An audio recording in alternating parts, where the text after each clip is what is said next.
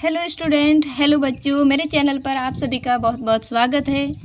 10वीं क्लास के बच्चों के लिए बहुत ही अच्छी खुशखबरी है।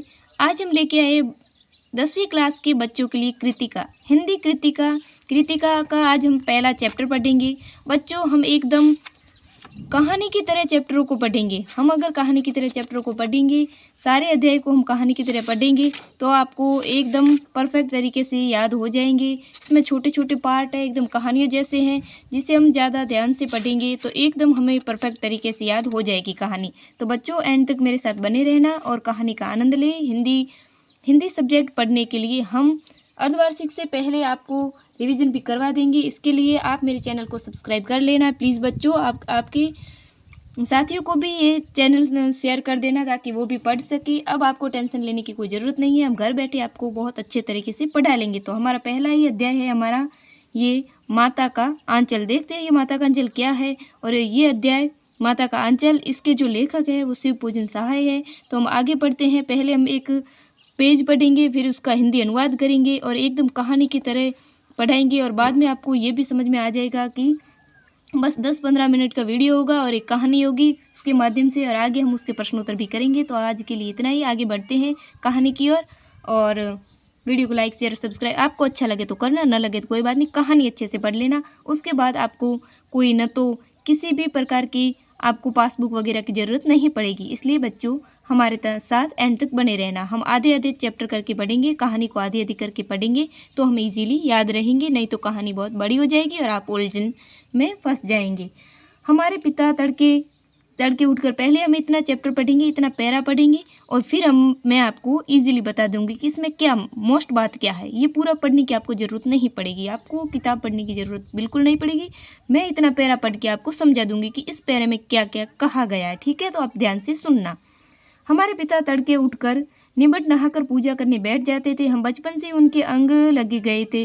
माता से केवल दूध पीने तक का नाता था, इसलिए पिता के साथ ही हम भी बाहर की बैठक में ही सोया करते थे। वह अपने साथ ही हमें भी उठाते थे और साथ ही नहला धुलाकर पूजा पर बैठा लेते थे। हम भभूत का तिलक लगा कर लेने के लिए उनकी दिक करने लगते थे। कुछ हंसकर, कुछ झुझुलाकर, कुछ डांटकर वह हमारे चौड़े लिलाट में त्रिपुंड कर देते थे। हमारे लिलाट में बबूत खूब खुलती थी और सिर में लंबी लंबी जटाएं थी। बबूत हम रमाने से हम खासी बम बोला बन जाते थे। पिताजी हमें बड़े प्यार से भोलानाथ कहकर पुकारा करते थे, पर असल में हमारा जो नाम है वो है तारकेश्वरनाथ। हम भी उनको बाबूजी कहकर पुकारा करते थे और माता को मैया कहकर पुकारा करते थे। जब बाबूजी रामायण का पाठ करते तब हम उनकी बगल में बैठे बैठे आईने में अपना मुंह निहारा करते थे। जब वह हमारी ओर देखते तब हम कुछ लज्जा कर और मुस्कुरा कर आईना नीचे रख देते थे, वह भी मुस्कुरा पड़ते थे। पूजा पाठ चुकने के बाद वह राम राम लिखने लगते। अपनी एक रामनामा बही पर 1000 राम नाम लिखकर उसे पाठ करने की पोथी के साथ बांध कर रख देते थे। तो इसमें ये कहा गया है बच्चों, कोई एक लड़का है जो अपने बचपन को बता रहा है कि वो कैसे अपने पिता के साथ ज़्यादा रहता था। वो कहता है कि तड़के तड़के यानी सुबह सुबह उठकर, यानी कि एक पिता जब जल्दी उठते हैं तो उसके साथ अपने बच्चों को भी उठा देते हैं। एक धार्मिक परिवार है। इसमें माता से ज़्यादा बच्चों का जो लगाव है पिता के साथ बताया गया है। तो इसमें इतना ही हमें याद रखना है, एक लड़का है जिसका नाम है तारकेश्वरनाथ, लेकिन उसके पिता उसे भोलानाथ कहते हैं। यानी लड़के का नाम क्या है? तारकेश्वरनाथ, और उसे पिता जो बचपन में प्यार से बुलाते थे वो भोलानाथ है। ठीक है, तो ये दो नाम हमें याद रखना है। इसमें क्या है कि जो पिता है वो पूजा पाठ वगैरह करते हैं, जल्दी उठते हैं तो बच्चों को भी अपने साथ उठाते हैं, नहलाते हैं, पूजा करवाते हैं, और उसके जो ये ललाट है उसमें एक तिलक लगाते थे, और उस तिलक को कहते हैं बभूत का जो तिलक होता है वो लगाते हैं। और उसके बाद जो बच्चे हैं एकदम छोटे से शिव जी जैसे लगते हैं, लेकिन बच्चे कहते हैं हम तो शिव जी जैसे लगते हैं। और बाबूजी जो अपना पूजा पाठ करते हैं उसमें बच्चे भी उनके साथ बैठते हैं। तो हम आगे का पैरा पढ़ते हैं। 500 बार कागज के छोटे छोटे टुकड़ों पर राम नाम लिखकर आटे की गोलियों में लपेटते हैं। अब पिताजी क्या करते हैं, एक कागज के टुकड़े लेते हैं, उस पर राम नाम, यानी ये पूरा परिवार जो है धार्मिक है और राम जी को बहुत मानते हैं, शिव जी को भी बहुत मानते हैं। कागज के टुकड़ों पर राम नाम लिखते हैं और आटे की गोलियाँ, आटा लेता है, उनकी गोलियाँ बनाते हैं, उनको गंगा जी की ओर चल पड़ते हैं। बच्चे भी उनके साथ जाते हैं, यानी जो पिताजी है वो बच्चों के साथ आटे की छोटी-छोटी गोलियाँ बनाते हैं, उनको गंगा जी की ओर लेकर जाते हैं। उनके अब जो बच्चे हैं उनके कंधे पर विराजमान है। जब वह गंगा में एक-एक आटे की गोलियाँ फेंककर मछलियों को खिलाते हैं, तब हम उनके कंधे पर ही बैठे-बैठे हँसा करते थे। जब वह मछलियों को चारा देकर घर की ओर लौटने लगते, तब बीच रास्ते में झुके पेड़ों की डाली में हमें बिठा देते। क्या है कि बच्चों को कंधे पर बिठाए। पिता है, वो धार्मिक पिता है। पिता गंगा की ओर जा रहे हैं क्योंकि वो मछलियों को आटे की गोलियाँ देते हैं जिन पर राम नाम लिखा है, और कंधे पर उनके बच्चे बैठे हैं। जब वो आ रहे होते हैं तो कंधों से बच्चों को उठाकर वो डालियों पर बिठाते हैं। इससे बच्चे बहुत खुश होते हैं। कभी-कभी बाबूजी हमें कुश्ती करते हैं। जो पिता होता है ना, उनके अपने बच्चों को मतलब खेलने के साथ-साथ वो उनके साथ खेलते हैं तो कुश्ती करते हैं। वो जब उन्हें ऐसा लगता है कि वो कुश्ती में हार जाएँगे तो बच्चे बहुत खुश होंगे, यानी बच्चों को ऐसा मनोबल बढ़ाने के लिए खुद हार जाते हैं तो बच्चे बहुत खुश होते हैं। फिर उन बच्चों से लाड-प्यार करते हैं, जिसमें वो बच्चों को छुड़ाकर उन्हें चूम लेते हैं। बच्चों से पिता जो है वो भावुक हो जाता है तो बच्चों को चूम लेता है, खट्टा-मीठा चुम्मा माँगता है और बच्चे भी उन्हें दे देते हैं।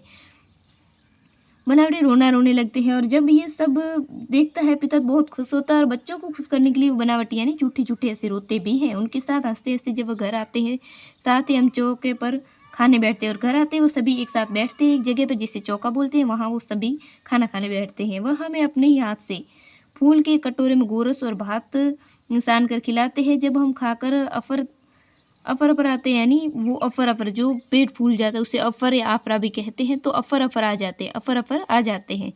फिर वो उनकी माँ आती है। देखो पिताजी जब खाना खिलाते हैं तो जल्दी-जल्दी खिलाते हैं, जिससे बच्चों को लगता है कि भाई हमारा पेट भर गया, लेकिन ऐसा नहीं होता है। मैया को पता है कि ये तो 2 कौर से पेट भर गया, इसलिए वो माँ नहीं मानेगी। माँ आती है, हठ करती है, बाबूजी से कहने लगती है 4-4 बड़े-बड़े कौर देने से बच्चों का पेट जल्दी भर जाता है, लेकिन वो असल में भूखे हैं, उन्हें पता नहीं है। तुम छोड़ो, तुमसे ये काम नहीं होगा।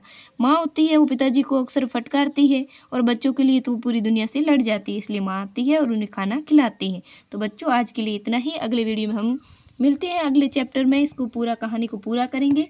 कहानी आपको अच्छी लगेगी, और इसके लिए मेरे चैनल को सब्सक्राइब कर लेना। हम पूरी हिंदी पढ़ेंगे, हिंदी के बाद हम सारे सब्जेक्ट को एक-एक करके पढ़ेंगे, सभी विषयों को पढ़ेंगे। 10वीं के जितने भी विषय हैं उनको मैं पढ़ाऊँगी, बहुत अच्छे तरीके से, कहानी के तरीके से पढ़ाऊँगी। इसलिए प्लीज़ मेरे चैनल को सब्सक्राइब कर लेना और मुझे सपोर्ट करना, मैं आपको बड़ी मदद करूँगी।